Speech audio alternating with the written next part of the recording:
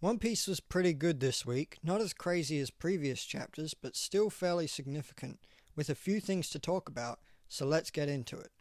The chapter is just called Scopper Gaban, so immediately we can ascertain that we're picking up from where the last chapter left off, with the confrontation between Luffy and Gaban. We have another cover page installment that confirms one of the silhouettes from the last cover page was Ulti, likely meaning the other silhouette was page 1. Particularly as this cover story's title seems to suggest that Pepe is captured as well. Ulti is tied to a dartboard with knives surrounding her, 5 of the 6 knives are sitting very close to her skin, but all narrowly missing. One between her knees, one near her right hip, one under her left arm, one above her right arm, and one through her hair near her neck. Now, I had a feeling that the silhouettes might have been Ulti in page 1, but I don't think I made that prediction in the last video. I have a tendency not to make my predictions because I'd rather just read the story and let things be revealed at their right time, such as in this instance I figured we would find out who the silhouettes were in the next chapter. Now that we are starting to involve more prominent characters in this cover story, I think we are working up to something and hopefully this direction leads somewhere. In any case, I think I've said enough about the cover story. Let's get into the chapter, which resumes in the castle, the fight between Gaban and Luffy for the key to Loki's restraints. Luffy is, in typical fashion, annoyed by the old man's challenge, just wanting the key despite not being entitled to it. It is, after all, the key to free a potentially dangerous individual. A little bit of goading prompts Luffy to engage the old man, something that gives Zoro pause as he recalls Colin talking about how strong his dad is. Luffy stretches and tries to just grab the key off of Gaban, but the latter simply dodges each attempt at a grab at the key. Luffy expresses his impatience. He seems to not even realize the potential gravity of what he's about to do, which is fairly typical for Luffy. He wants to get the key, free Loki, and then go back to the feast, as if things will work out so simply. So Luffy's attempt at grabbing the key continues. Clearly he doesn't regard this man to be a threat, but it is soon shown that Gaban is serious about testing Luffy, swinging the key at him and imbuing it with Haki, possibly Conqueror's Haki, as it is not just blackened by Haki but also emitting the visual black lightning that is typical of Conquerors. Of course, sometimes armament can be depicted in this fashion as well. He hits Luffy with the key, surprising Nami and making Luffy mad. Gaban makes a comment about Luffy's straw hat and how it would suit him better than the helmet, and Luffy talks about how he is holding onto it for Shanks.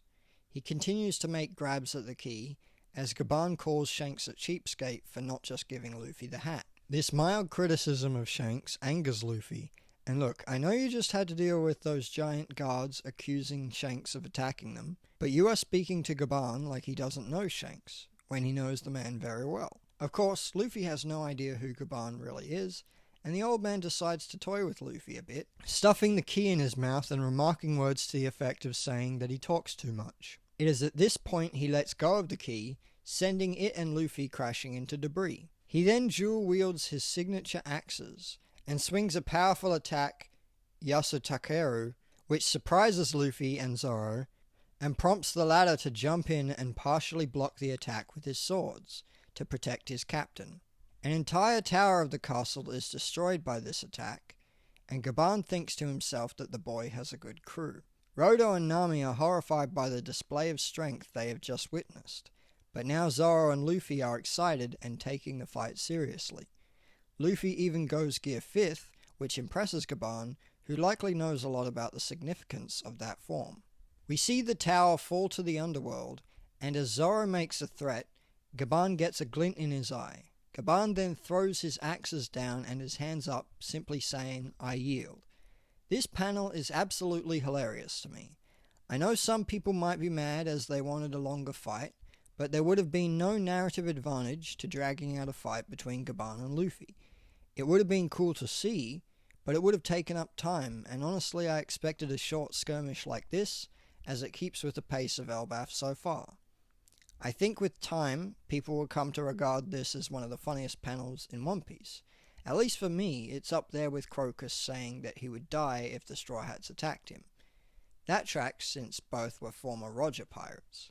Of course, Luffy and Zoro are angry at him for yielding right as they were starting to take him seriously. Gaban tells them they have the key, and prevents Rhodo from revealing his identity, instead opting to be cryptic and tell them to see him again if Elbaf is still intact by the time they intend to leave. And angry Zoro and Luffy reject the offer, having no interest in meeting him again. They'll likely change their tune once they discover who he is, as right now their reactions just indicate the sour grapes of a couple of hotheads who let an old man get the better of them. Gaban, meanwhile, thinks back to telling Shanks that he won't necessarily trust the person Shanks talked about, and Shanks encourages him to do as he pleases. Gaban smiles, and I believe this is Gaban in his own way growing to like Luffy and his crew. We cut to the owl library where some giant kids are telling the teacher that they can see a weird bird in the sky, but the teacher cannot see it. I think it is interesting that the kids seem to have better eyesight than the adults, even though they are closer to the ground. Perhaps it is the angle from which they are seeing the sky that makes seeing the bird easier. I know it's not both of the teachers wearing glasses, as one of the children is also wearing glasses, and he can see it just fine. Of course, the bird they are seeing is Gunko's arrow bird. Gunko and Shamrock land in a secluded part of the tree, and Gunko draws up a summoning circle, and two figures get summoned straight to Elbaf. These two figures are still talking about their intentions to go, clearly not ready to go just yet, not even yet realizing that they have been summoned. We have two new Holy Knights, Shepherd Summers and Rimoshifu Killingham. The Celestial Dragons refer to themselves as saints, but we aren't doing that here. An interesting note, Summers is from the same family as Jupiter of the Five Elders. Gunko is embarrassed because Summers is not fully dressed when he gets summoned. As he puts on his Holy Knight uniform, Shamrock questions why two was sent and learns that he is to go back and help with the ongoing dire situation at the Holy Land. Summers has an offhand remark questioning if the knights were there to visit Harold's grave, which could mean either one of two things. One, Harold's pursuit of peace meant that he was looking for Elbaf to become part of the world government, meaning that some higher-ups in the government hold some level of respect for him.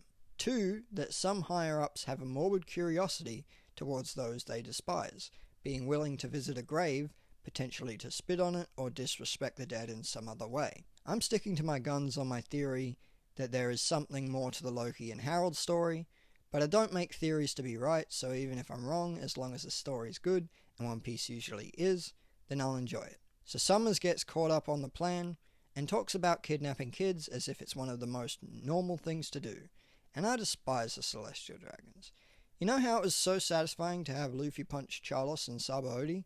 I need to see Summers get punched like that. Killingham refers to the summoning circles as abyss pentagrams, and says those without the mark cannot travel through them. Shamrock says to one or all of the other Holy Knights that with their powers they can turn it into a game. Now Summers, Killingham and Gunko all speak within short succession right before Shamrock says this, so it's not clear whose powers he is talking about. People may make their guesses and assumptions, but in the end this will likely be cleared up soon. This is where the chapter ends. Now, what mark is Killingham referring to? Is it a mark reserved for the Elders and Holy Knights, who so far are the only ones to have demonstrated this power? Or is it a known mark, perhaps the Claw of Celestial Dragon, which means those who bear it unaltered, such as Boa Hancock and her sisters, could also be summoned? I doubt the latter to an extent, as it is told to us that the claw is a slave mark, and it would be odd if slaves were branded with a mark that the Celestial Dragons themselves also carry. I wonder if regular Celestial Dragons have access to this power, or if it is reserved for higher status nobles like the Five Elders and Holy Knights. So far we have only seen those two groups use the pentagrams. Also, while we are theorizing here, we saw Gaban's face up close several times in this chapter, and his scar is shaped like a flame. If he is the same man that visited Crocus in the cover story, then we know that he can and has left Elbaf. There is a decent possibility that Gaban is the man with the burn scar. I'm not making that prediction though, as it could be someone else, and no matter who people theorize, there seems to be people at the ready to play devil's advocate and give reasons why they can't be the man with the burn scar. So we had a nicely paced chapter this week. The events are simply there to move the story along and not drag it out. It was necessary for Gaban's character to test Luffy, but it was not necessary to get a full fight.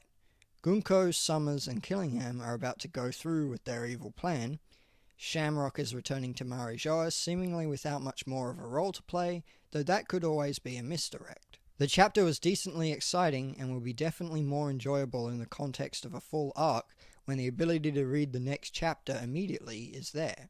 Let me know what you thought of the chapter in the comments, and optionally, the source of these song lyrics. Any escape might help to smooth the unattractive truth, but the suburbs have no charms to soothe the restless dreams of youth.